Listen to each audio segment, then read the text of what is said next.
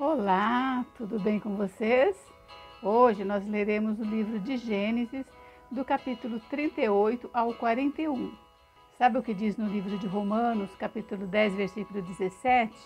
Diz isso: de sorte que a fé é pelo ouvir, e ouvir pela palavra de Deus. Vamos à leitura então? Gênesis 38. Judá e Tamar. Aconteceu por esse tempo que Judá se apartou de seus irmãos e se hospedou na casa de um adulamita chamado Ira. Ali viu Judá a filha de um cananeu chamado Sua. Ele a tomou por mulher e a possuiu. E ela concebeu e deu à luz um filho, e o pai lhe chamou Er. Tornou a conceber e deu à luz um filho. A este deu a mãe o nome de Onã. Continuou ainda e deu à luz outro filho, cujo nome foi Selá. Ela estava em Quezibe quando o teve. Judá, pois, tomou esposa para Er, o seu primogênito. O nome dela era Tamar. Er, porém, o primogênito de Judá, era perverso perante o Senhor, pelo que o Senhor o fez morrer. Então Judá disse a Onã: possui a mulher de teu irmão, cumpre o levirato e suscita a descendência do teu irmão. Sabia, porém, Onã que o filho não teria tido por seu, e todas as vezes que possuía a mulher de seu irmão, deixava o sêmen cair na terra, para não dar descendência a seu irmão. Isso, porém, que fazia era mal perante o Senhor, pelo que também a este fez morrer. Então disse Judá a Tamar, sua nora: permanece viúva em casa de teu pai, até que Selá, meu filho, venha a ser homem. Pois disse, para que não morra também este, como seus irmãos. Assim Tamar se foi, passando a residir na casa de seu pai. No correr do tempo, morreu a filha de Sua, mulher de Judá, e consolado Judá, subiu aos toqueadores de suas ovelhas em Tímina, ele e seu amigo Ira, o adulamita. E o comunicaram a Tamar: eis que o teu sogro sobe a Tímina para tosquiar as ovelhas. Então ela despiu as vestes de sua viudez, e cobrindo-se com um véu se disfarçou, e se assentou à entrada de Enaim, no caminho de Tímina, pois via que Selá já era homem, e ela não lhe fora dada por mulher. Vendo-a Judá, teve-a por meretriz, pois ela havia coberto o rosto. Então se dirigiu a ela no caminho e lhe disse: vem, deixa-me possuir-te, porque não sabia que era sua nora. E ela respondeu: que me darás para coabitares comigo? Ele respondeu: enviar-te-ei um cabrito do rebanho. Perguntou ela: dar-me-ás penhor até que o mandes? Respondeu ele: que penhor te darei? Ela disse: o teu selo, o teu cordão e o cajado que seguras. Ele, pois, lhos deu e a possuiu, e ela concebeu dele. Levantou-se ela e se foi, tirou de sobre si o véu e tornou as vestes da sua viuvez. Enviou Judá o cabrito por mão do adulamita, seu amigo, para reaver o penhor da mão da mulher, porém não a encontrou. Então perguntou aos homens daquele lugar: onde está a prostituta cultual que se achava junto ao caminho de Enaim? Responderam: aqui não esteve meretriz nenhuma. Tendo voltado a Judá, disse: não a encontrei, e também os homens do lugar me disseram: aqui não esteve prostituta cultual nenhuma. Respondeu Judá: que ela o guarde para si, para que não nos tornemos em opróbrio. Mandei-lhe com efeito o cabrito, todavia não a achaste. Passado quase 3 meses, foi dito a Judá: Tamar, sua nora, adulterou, pois está grávida. Então disse Judá: tirai-a fora para que seja queimada. Em tirando-a, mandou ela dizer a seu sogro: do homem de quem são essas coisas eu concebi. E disse mais: reconhece de quem é esse selo, e este cordão, e este cajado? Reconheceu Judá e disse: mais justa é ela do que eu, porquanto não dei a Selá meu filho. E nunca mais a possuiu. E aconteceu que, estando ela para dar à luz, havia gêmeos em seu ventre. Ao nascerem, um pôs a mão fora, e a parteira, tomando-a, lhe atou um fio encarnado e disse: esse saiu primeiro. Mas, recolhendo ele a mão, saiu o outro, e ela disse: como rompeste a saída? E lhe chamaram Pérez. Depois lhe saiu o irmão, em cuja mão estava o fio encarnado. E lhe chamaram Zera. Capítulo 39. José na casa de Potifar. José foi levado ao Egito, e Potifar, oficial de Faraó, comandante da guarda egípcio, comprou-o dos ismaelitas que o tinham levado para lá. O Senhor era com José, que veio a ser homem próspero, e estava na casa de seu senhor egípcio. Vendo Potifar que o Senhor era com ele, que tudo que ele fazia o Senhor prosperava em suas mãos, logrou José mercê perante ele, a quem servia. E ele o pôs por mordomo de sua casa, e lhe passou às mãos tudo o que tinha. E desde que o fizera mordomo de sua casa e sobre tudo o que tinha, o Senhor abençoou a casa do egípcio por amor de José. A bênção do Senhor estava sobre tudo o que tinha, tanto em casa como no campo. Potifar, tudo o que tinha, confiou às mãos de José, de maneira que, tendo-o por mordomo, de nada sabia além do pão com que se alimentava. José era formoso de porte e de aparência.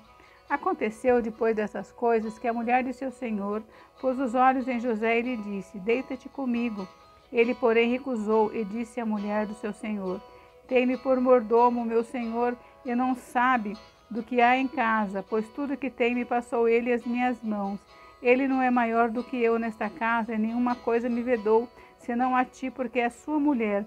Como, pois, cometeria eu tamanha maldade e pecaria contra Deus? Falando ela a José todos os dias e não lhe dando ouvidos para se deitar com ela e estar com ela.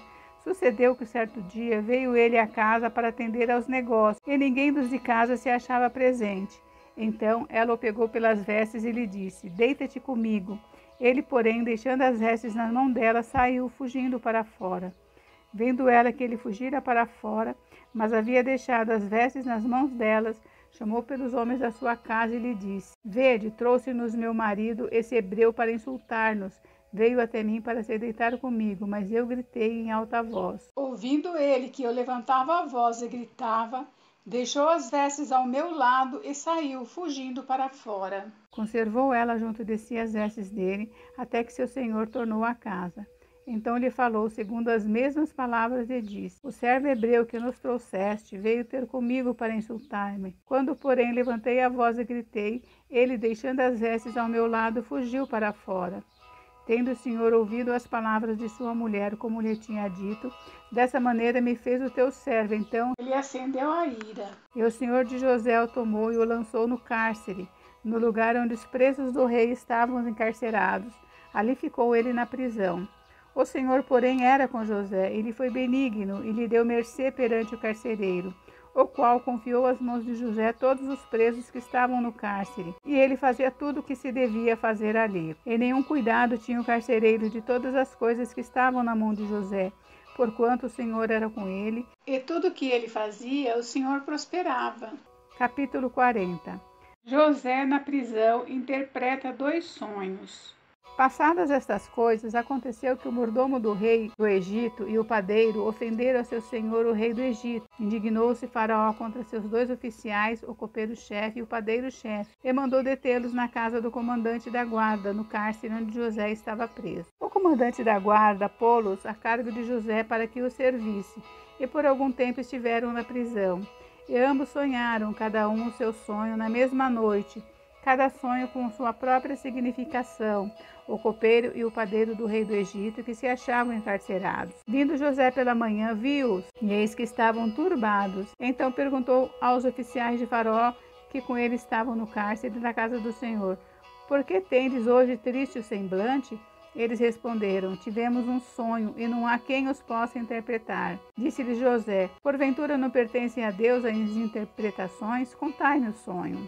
O sonho do copeiro-chefe. Então o copeiro-chefe contou o seu sonho a José e lhe disse: Em meu sonho havia uma videira perante a mim, e na videira 3 ramos. Ao brotar a vide havia flores, e seus cachos produziam uvas maduras. O copo de Faraó estava na minha mão. Tomei as uvas e as espremi no copo de Faraó, e dei na própria mão de Faraó. Então lhe disse José: Esta é a sua interpretação.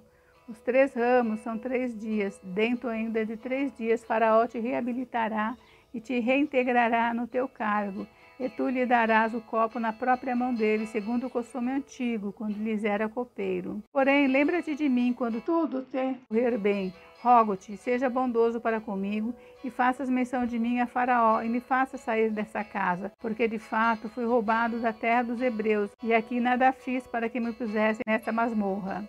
O sonho do padeiro-chefe.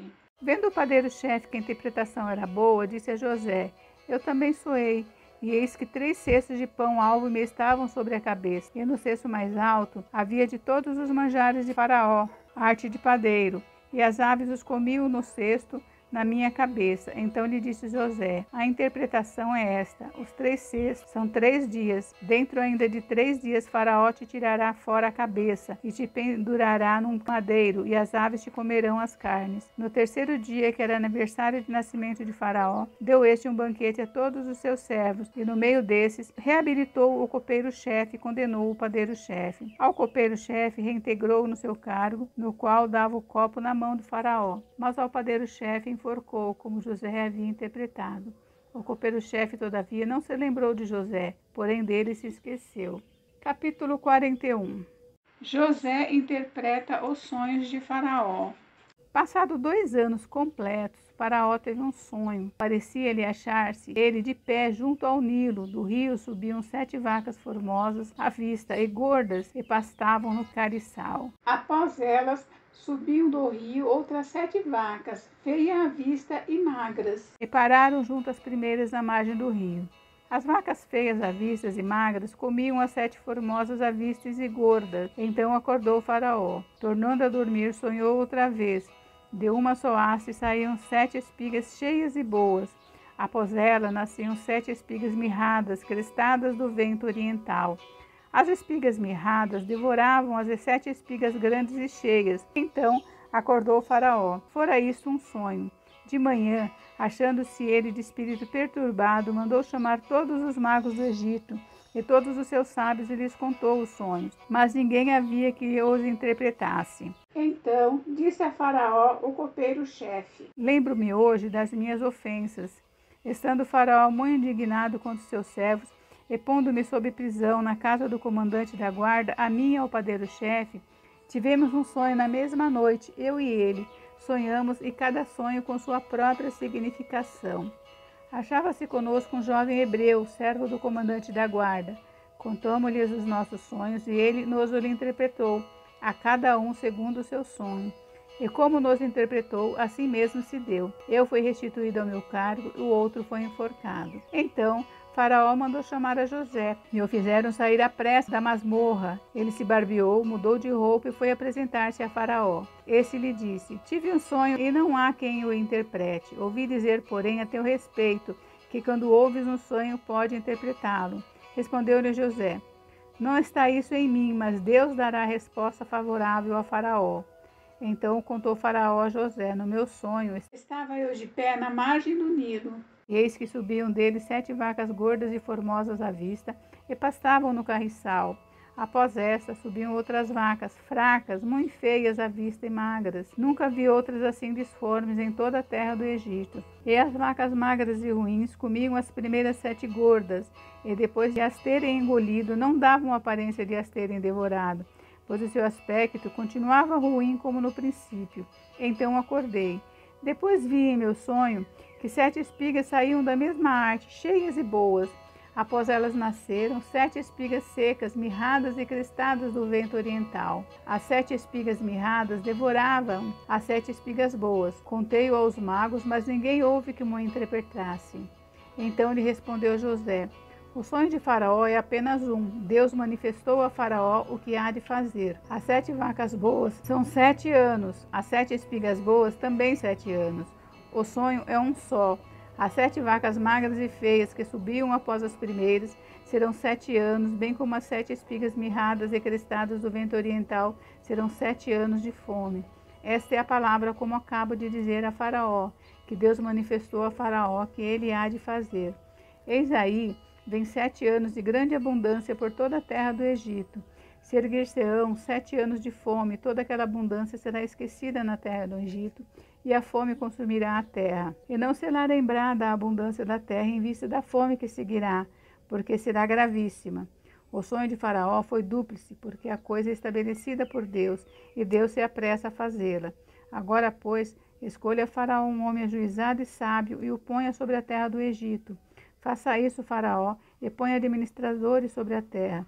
E tome a 5ª parte dos frutos da terra do Egito nos 7 anos de fartura. Ajunte os administradores toda a colheita dos bons anos que virão. Recolham cereal debaixo do poder do Faraó para mantimentos nas cidades e os guardem. Assim, o mantimento será para abastecer a terra nos 7 anos da fome que haverá no Egito, para que a terra não pereça de fome. José como governador do Egito.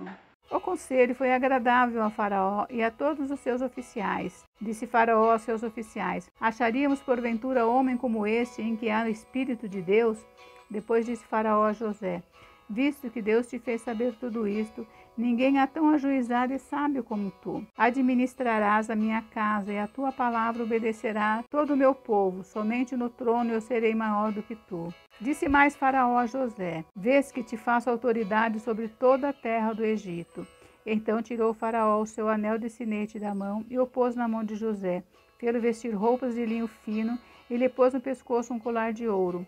E fê-lo subir ao seu segundo carro, e clamavam diante dele: inclinai-vos. Deste modo o constituiu sobre toda a terra do Egito. Disse ainda Faraó a José: eu sou Faraó, contudo, sem a tua ordem, ninguém levantará a mão ou pé em toda a terra do Egito. E a José chamou o Faraó de Zafenate Paneia, e lhe deu por mulher a Asenate, filha de Potífera, sacerdote de On, e percorreu José toda a terra do Egito. Era José da idade de 30 anos quando se apresentou a Faraó, rei do Egito, e andou por toda a terra do Egito.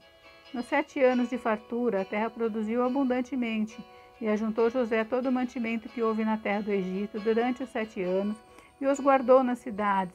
O mantimento do campo ao redor de cada cidade foi guardado na mesma cidade. Assim, ajuntou José muitíssimo cereal, como a areia do mar, até perder a conta, porque ia além das medidas. Antes de chegar a fome, nasceram os 2 filhos a José, os quais lhe deu Asenate, filha de Potífera, sacerdote de On.